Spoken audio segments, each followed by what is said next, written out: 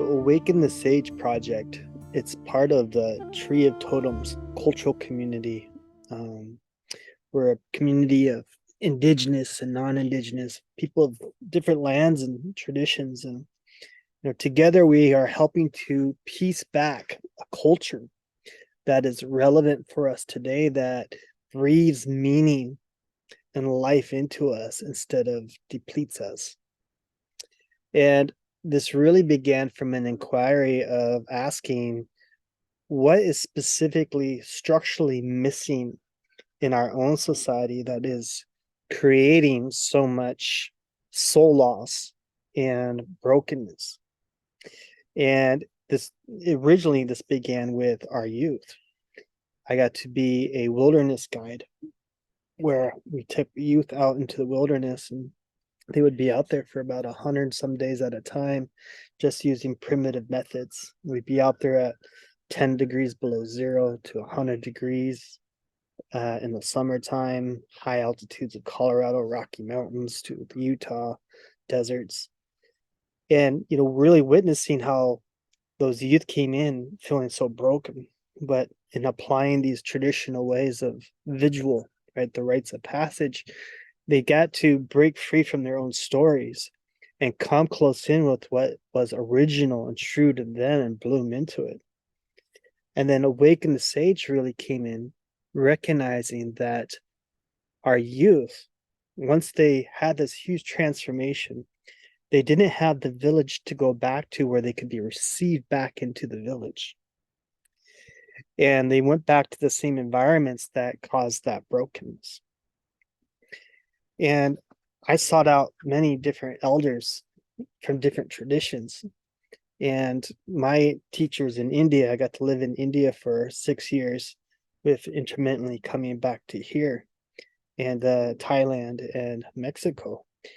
And when you're in those type of cultures, like in India, that culture's been intact for thousands of years, and they have an etiquette for elders, a respect for elders. They have the cultural practices of initiating their youth through the different stages, and they have these rituals that bring in meaning and such beauty into their experience. And they have all these rituals that help them as a people really move and transition with the seasons, right? And those rituals help them attune to what is happening inside of them psychologically, emotionally, as well as how to release, how to prepare their bodies, how to prepare for the next season, recognizing it's going to affect them on a very deep level. And when we look back to our traditional cultures, if you go to Sweden or Norway or Germany or old France, you go through any other country around the world before the form of colonialization, right? The indoctrination, we had these kind of ceremonies intact, and we had the ways to initiate elders into society when they had reached a particular stage in their development. And the understanding is, gray hair doesn't make an elder, right? An elder is one who has survived the many deaths, have learned something of life and the beauty of life, and have know what it is to come and be fully alive. I then impart that back and share that back. And so witnessing the youth, I wanted to help first the youth before they got to that stage of brokenness, and says, well, how do we re-dream an intact society? And how is it that we got broken in the first place? What is it that we're specifically meeting? What are these pillars of culture and society that we need into place? And to understand that is to really see, like, especially in our second half of life, how did we miss this tradition? What is actually available to us as we go through these different stages into elderhood? And what we see is, like, in this process of indoctrination, when a dominating people came over and dominated another people, no matter where it was in the world, they went through the exact same steps. And the first step was they separated the elders. The elders were the wisdom keepers.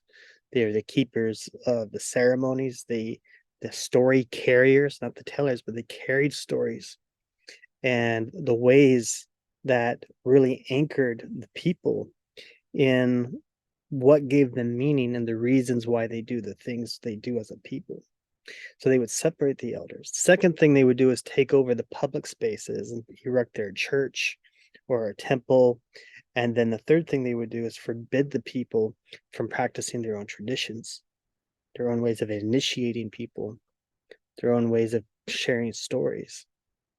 And then the fourth thing is they would disconnect them from the land, and they had to survive on what the dominating people gave them. And what that did is that took them out of relationship with what sustained them. And that lost those rituals and those ceremonies of moving with the seasons, of giving thanks to like the salmon's return, right? To the movement of the herds or to the blossoming of certain plants. Those stories is what informed them and instructed them with how to sustain and live. And the last thing they would do is take away the youth and would train them, indoctrinate them into the new, dominating ways and say how the old ways were barbaric and so forth. And so what we are doing here is part of what we call reverse engineering this process. Now, today, the process I just spoke about, that is what's called colonization. And this happened all over the world through different ways. Okay. So what we are doing is decolonizing our traditions and reclaiming the culture and these pillars that anchor us in a way, in a movement of life that breathes meaning and beauty and togetherness. So Awaken the Sage came from witnessing and seeking out these traditional elders and going into these cultures and being mentored through these traditional rites of how do we come into right relationship with our own story? How do we come in and understand grief from a place that allows it to be holy and beautiful rather than this deep, dark well that we are afraid we will get lost in? How do we come to understand how our triggers are the doorways into the hidden lessons and gifts? As it's Michael Meade says, our deepest wounds and our greatest gifts, they reside in the same place. And so a lot of the work we're doing here is basically restoring a psychology, this ancestral psychology that brings us back into relationship with our own path, with our own stories, that allows us to reclaim these traditions of grief tending, as well as celebrating the beauty of the journey we have walked, what many people call our song line. They say, each person comes into this world with a song, and you are that song.